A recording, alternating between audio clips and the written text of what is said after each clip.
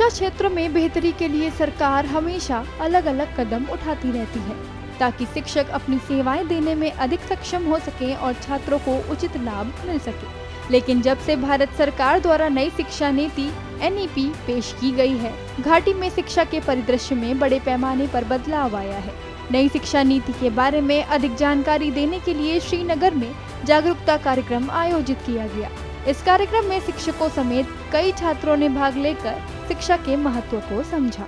ये national conference basically हमने इसलिए ऑर्गेनाइज की, एक एडजंक्ट डॉक्यूमेंट, एक related document national education policy के मुताबिक आया, वो है इनोवेटिव पेडागोजीज़ का।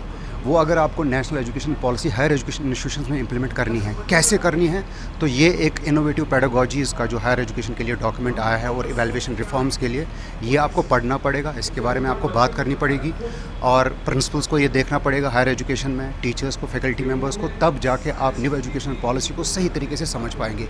ये कॉन्फ्रेंस इसी डॉक्यूमेंट को समझने की एक बात है, एक कड़ी है, जहाँ पे हमने मुख्तलिफ इंस्टीट्यूशन से, मुल्क के बाहर से भी कुछ रिसोर्स पर्सन्स को, एकेडमिशियंस को बुलाया हुआ है, स्टूडेंट्स को भी बुलाया हुआ है और उस पर चर्चा करेंगे, बात करेंगे और डिस्कस करेंगे, ब्रेनस्टॉर्म करेंगे और जो रिकमेंडेशंस हैं वो जाके फिर हायर एजुकेशन में जाएंगी और बड़े लोग भी हैं यहाँ पे जो इस कॉन्फ्रेंस में जो रिकमेंडेशंस आएंगी उसको वो सुनेंगे। न्यू एजुकेशन पॉलिसी के बारे में ज़्यादा से ज़्यादा awareness among the teachers, among the students हो, कितना ज़रूरी है? बहुत ही ज़्यादा, बिकॉज हम कहते हैं कि न्यू एजुकेशन पॉलिसी एक किस्म के एक पैराडाइम शिफ्ट लाता है एजुकेशन में। तो अगर ये पैराडाइम शिफ्ट को आपको सही तरीके से इम्प्लीमेंट करना है, पॉलिसीज़ इसीलिए कभी कभार फेल भी हो जाती हैं जब इम्प्लीमेंटेशन में, ऑपरेशनलाइजेशन में कमी होती है, और इसलिए समझना बहुत ज़रूरी है मिड लेवल प्रैक्टिशनर्स के लिए कि ये पॉलिसी क्या है, इसकी essence. So then it's very important. नई शिक्षा नीति शिक्षकों और छात्रों दोनों के लिए हर लिहाज से बहुत फायदेमंद है और इसलिए शिक्षा विभाग के विशेषज्ञ नई शिक्षा नीति के लाभों के बारे में सेमिनार और कार्यशालाओं के माध्यम से लोगों को जागरूक करने की पूरी कोशिश कर रहे हैं। मुझे ऐसा लग रहा है कि जो नेशनल एजुकेशन पॉलिसी 2020 आई, वो एक ऐसे समय में आई जबकि पूरा का पूरा वर्ल्ड, पूरे ग्लोब में हम एक पैंडेमिक से गुजर रहे थे। तो ये पॉलिसी उस वक्त उस बहार की तरह आई जिसका हमें सदियों से, मुद्दतों से इंतज़ार था।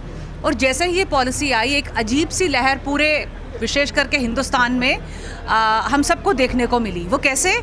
बहुत सारे seminars, discussions, conferences, round tables, और लोगों ने खुद ही इनिशिएटिव लिया, whether these are colleges, universities, schools और maybe centres of excellence. अब सोचने की बात यह है कि पॉलिसीज़ तो पहले भी बहुत सी आई, इसमें ऐसी क्या बात है? तो जो हमारी पहले policies I, I will talk about the first policy. जैसे हम बात करते हैं कि सबसे पहले हमारी नेशनल एजुकेशन पॉलिसी आई, उसके बाद हम रिवाइज्ड एजुकेशन पॉलिसी आई, प्रोग्राम ऑफ एक्शन आया, नेशनल करिकुलम फ्रेमवर्क, उन सब में। और इसमें ये फ़र्क है कि वो सारी पूरी की पूरी इम्प्लीमेंट नहीं की गई। और वो क्यों नहीं की गई? There was lack of political will to implement these policies.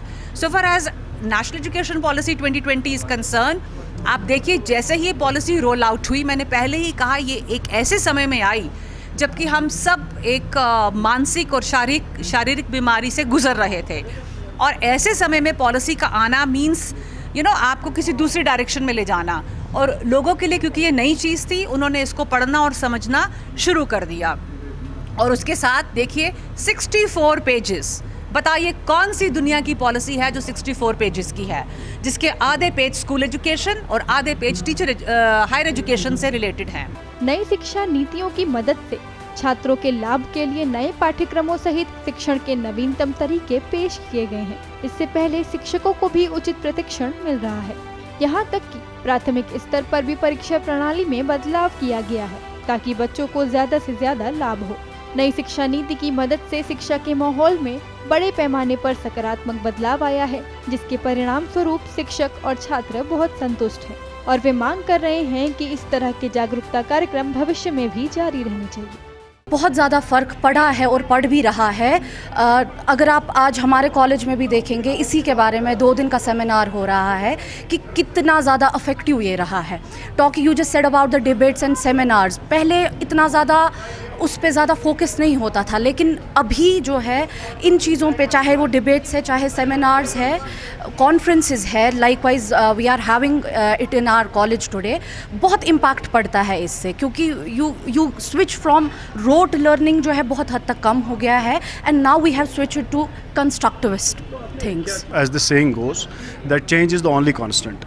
With the passing time हमें चेंज करना पड़ता है जो भी हमारा करिकुलम है, बाकी चीज़ें, ताकि हम अपडेट रहें विद द न्यू सेटअप. तो इस कॉन्टेक्स्ट में what are the intended intentions of NEP 2020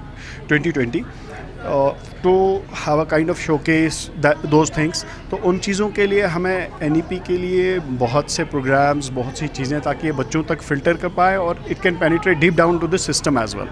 तो उस पस मंज़र में वी सॉ दैट टुडे हमारे अपने कॉलेज में भी इसी के पस मंज़र में एक इनेकाद किया गया एक कॉन्फ्रेंस, 2 days कॉन्फ्रेंस, ताकि हमें भी पता चले क्या है क्या नहीं है. बाकी जो भी है पेपर प्रेजेंटेशंस हैं, इससे थोड़ी बहुत रिसर्च, डीप रिसर्च इस पे हो जाती है, तो हमें पता चल जाता है कि क्या है व्हाट. कैसा फील कर रहे हैं after new education policy, education sector में एक बेहतरी आ गई है करिकुलम में या मार्केट? श्योरली सी, एक तो हम देखें कि holistic approach, multi disciplinary approach, जो हमने देखा कि एग्जिट सिस्टम, बच्चा पहले फंस जाता था, exit system is there, skill oriented ज़्यादा है, वोकेशनल एस्पेक्ट्स ज़्यादा हैं इसमें, तो obviously it is updated version of education system.